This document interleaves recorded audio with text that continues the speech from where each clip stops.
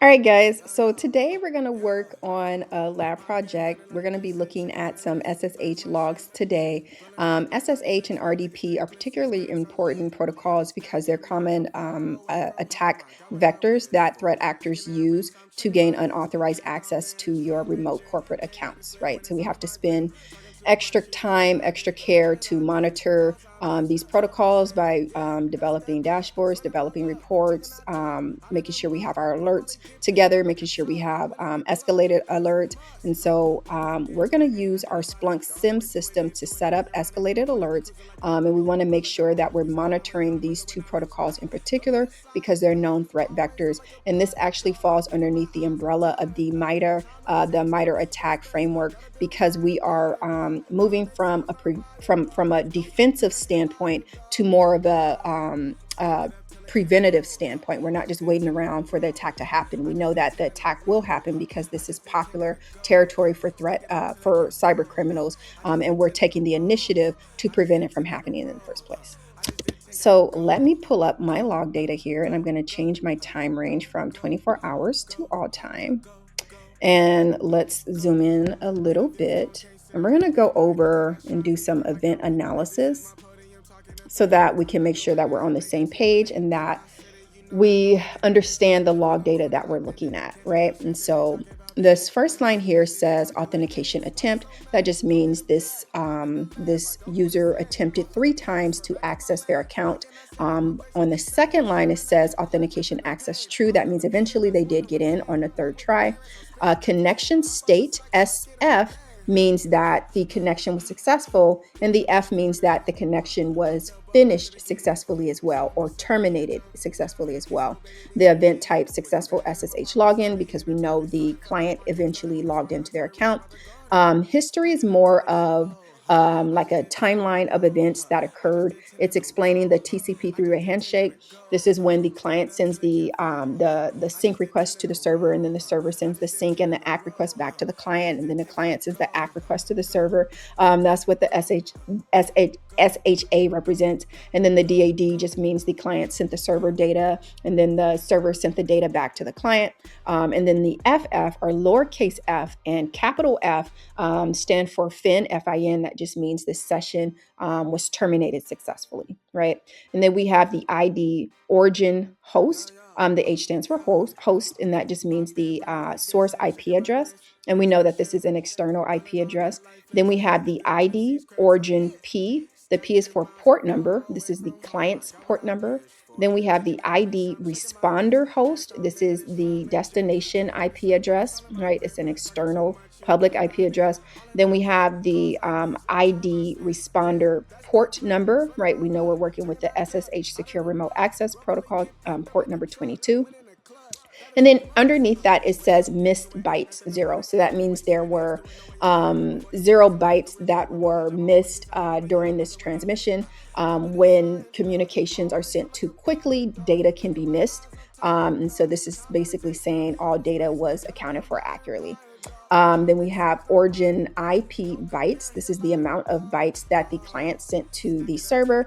And then we have the origin packets. This is the amount of packets that the client sent to the server. And then we have protocol TCP, transmission control protocol. This is the protocol that does the connection-based transmissions for secure or guarantee communications. Then we have the response IP bytes. This is when the server responds back to the client. This is how many bytes the server sent to the client. So 1,568 bytes. And then the server sent 28 data packets to the client. Underneath here, we have just a classic timestamp, right? So we have the date and the time. And then this is the unique identifier for this particular session. And then finally, we have the account holder's name. This is the owner of the account who eventually gained successful access into their account.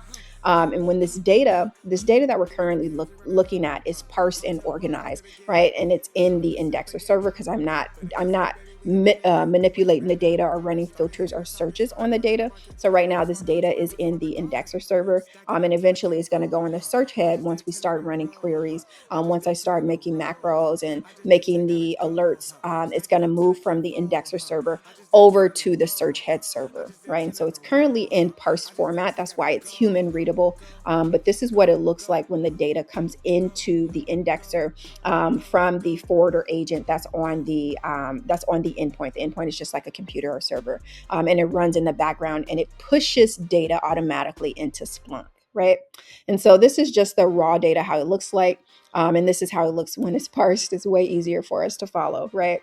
So next, we're going to run some queries so that we can isolate this data and figure out, well, who are these people who are having multiple failed login attempts?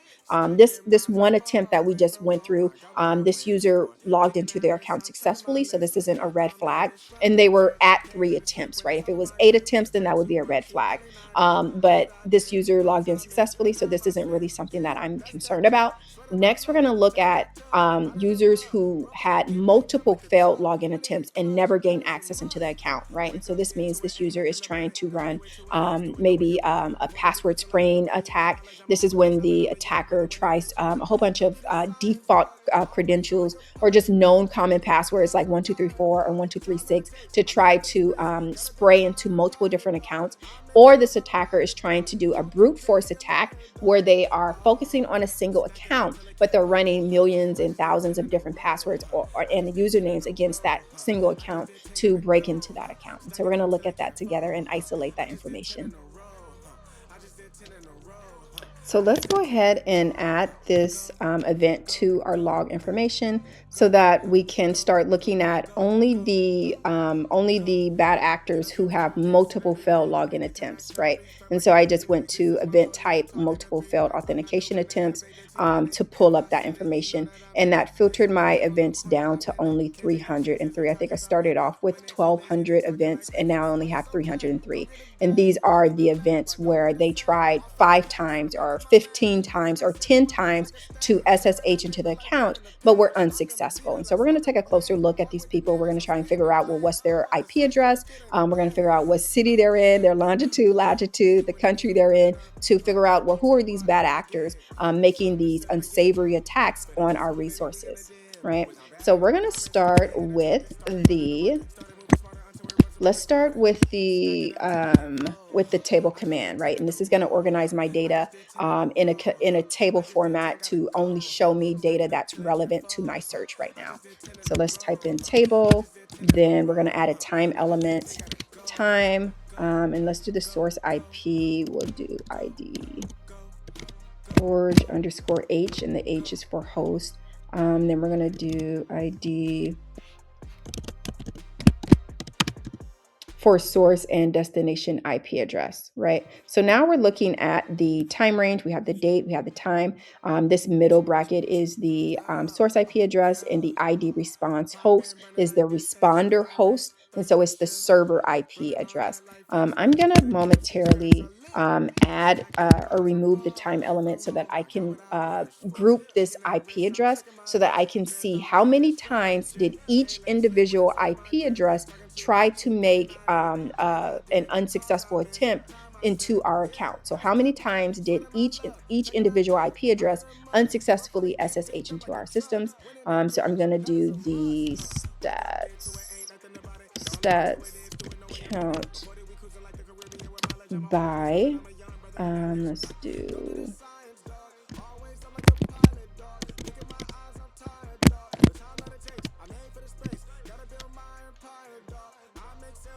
okay, so this put the source IP addresses on the right-hand side, and this put the count or the amount of time each individual IP address tried to unsuccessfully SSH into our account, right? So if we look on the right-hand side, you see all of these numeric values, and they're kind of all over the place. It goes from 3, then it goes up to 7, then it goes up to 9, 10, then it drops down to 1, then it goes back up to 5, right? So it's kind of all over the place. We can organize that by using the sort command and make it ascending or descending, whatever your first responder needs you to do. Let's do sort by count. We're going to do sort by count and give it a moment. And so now if you look on the right hand side, it's in order or ascending order, and it's going from 1 to 2 to 3 to 4, right? It's a little more organized. But the way things currently are, I'm looking at the smallest talkers on our network, right? These people were only tried 1 or 2 times to SSH into our Linux or Unix systems. We want to look at the talkers who tried 10 times and failed, because that's a almost guarantee sign of a brute force attack, right? So I'm actually going to flip it in descending order by adding the hyphen,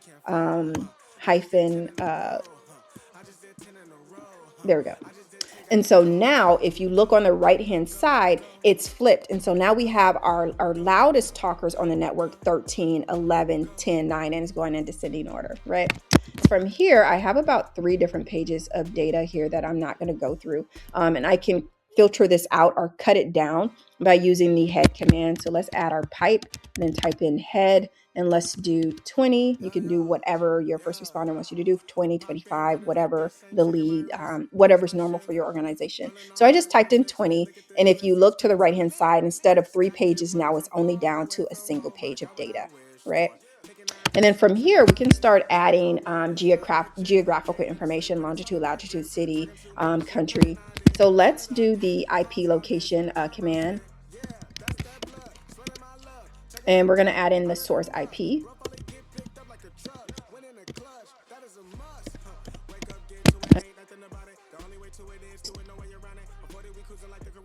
Okay, so now we're starting to build a query, right? Now we're starting to get an identity of who and where this person is who tried to brute force attack our resources and failed multiple times, right? So if we look at this first IP address, 25.47.52.197, we know that this person tried 13 times unsuccessfully to either a brute force attack or a spraying password attack to SSH into our Linux Unix system.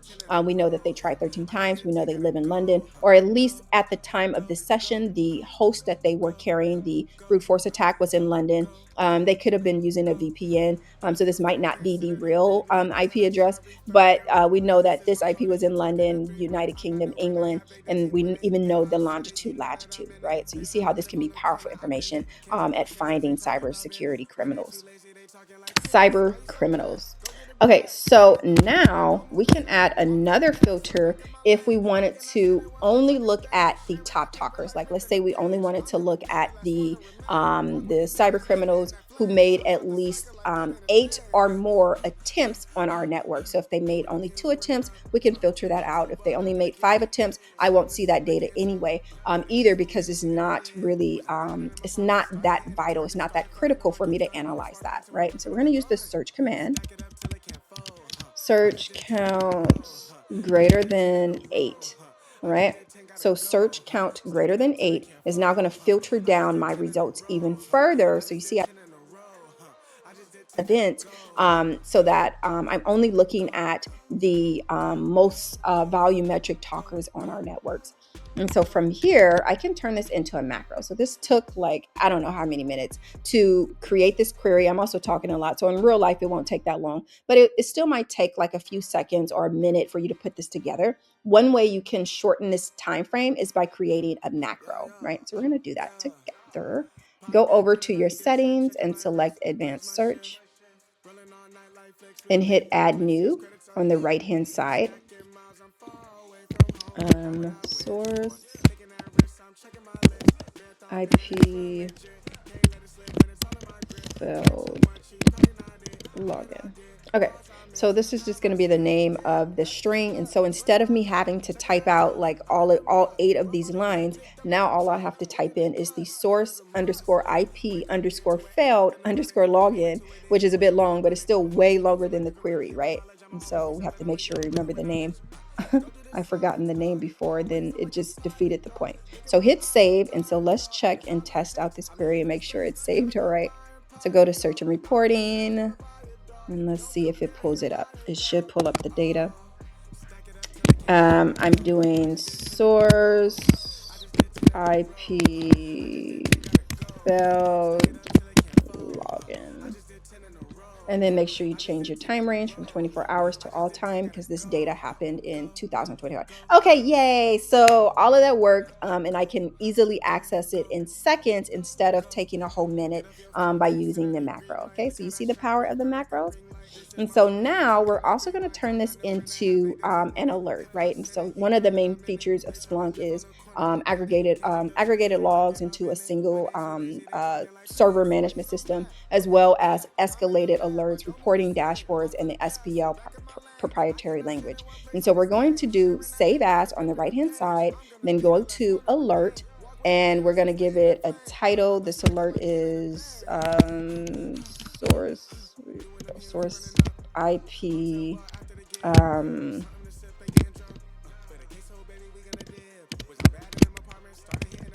multi-failed login. Yeah. Okay. And then you can give it a description if you want. Then you decide if you want to keep it private or if you want to share it with other people. And then if you want it to run on a schedule, or if you want it to run in real time. If you do select real time, then it will wear down your CPU or use up more of your CPU. For your schedule, you'll have to select the frequency every hour, every day, every week. And then you'll also have to configure the results. And so the results is basically saying for how many results do you want to have occur before you get an alert. So if someone fails twice, tries to access their account, and they fail 2 times, then I don't need to be alerted, because that person probably just forgot their password. If they failed 3 or more times, then maybe we need to be alerted and we need to zero in and see what's going on, right? But if it's a one-time event, then we don't get alerts. And so that's really up for you and your organization to configure. That's why it says number of results. I'm going to change this to 3. And it's also asking you on the trigger, how many times do you want to be alerted? Should I be alerted a single time for this 3 events, or do I want to be alerted each and every time that this user fails? And so in this case, the user fails 3 times, and then I'm getting 3 alerts, right? That's kind of too much. So I'm going to leave it at once. Then we also have the actions, and the actions is just, what do you want this alert to do? Do you want it to send you an email? Do you want it to send you an SMS, run a script? There's a lot of different things that Splunk can do. We're just going to set up an email because that's simple. You type in your email address, you give it a priority. We can leave it at normal, the subject name, the management, and then you could attach whatever resources you need to attach, and then you hit save. And that's pretty much how you configure an alarm an escalated alarm in your Splunk system. Thank you for watching. Be sure to like and subscribe. Get off your phone, can't sit at a green light. Look how that shine reflect like a ring light. This is my podium, talking to 3 mics.